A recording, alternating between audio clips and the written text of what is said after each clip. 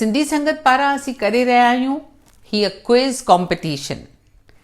प्यारा साथी, हिन वक़्तु जॾहिं असीं सभु पंहिंजे घरनि में बंदि आहियूं, माता पिता चाहे ॿार सभु गॾु आहियूं, तॾहिं असांजे मन में हिकु ख़्यालु आयो आहे त छो न असीं नंढनि ॿारनि जे लाइ हिकु चटाभेटी रखूं।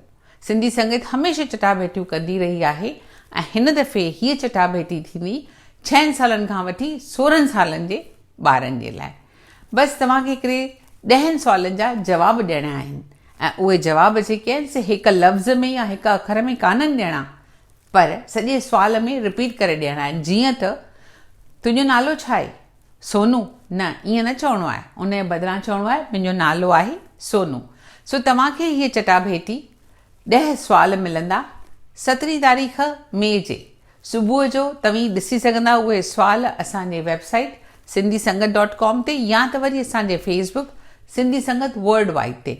उन्हनि सुवालनि जा जवाब तव्हां ॿारनि खे ॾियणा आहिनि ऐं जॾहिं ताईं उहे जवाब ॾियो था तॾहिं तव्हांजे माइटनि खे तव्हांजो वीडियो शूट करे असांखे व्हाट्सअप ते मोकिलिणो आहे ऐं उहे व्हाट्सअप जा वीडियो सां गॾु तव्हीं असांखे ॿी मालूमात ॾींदा, पंहिंजी नालो, डेट ऑफ बर्थ ऐं तव्हांजो ईमेल ID, ऐं असीं तव्हांखे इनाम जी रक़म तव्हांजे घर में मोकिलींदासीं। ऐं इहे इनाम आहिनि 3। पहिरियों इनाम 1000 रुपया, ॿियो इनाम 500 रुपया ऐं टियों इनाम 300 रुपया। 5 इनाम ॿिया बि असीं कंसोलेशन प्राइज़िस बि तव्हांखे ॾींदासीं।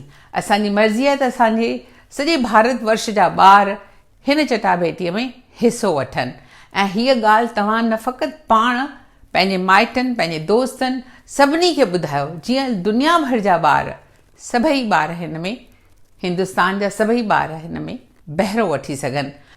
त इंतज़ारु करियो असांजे ईंदड़ चटाभेटीअ जो। जय झूलेलाल।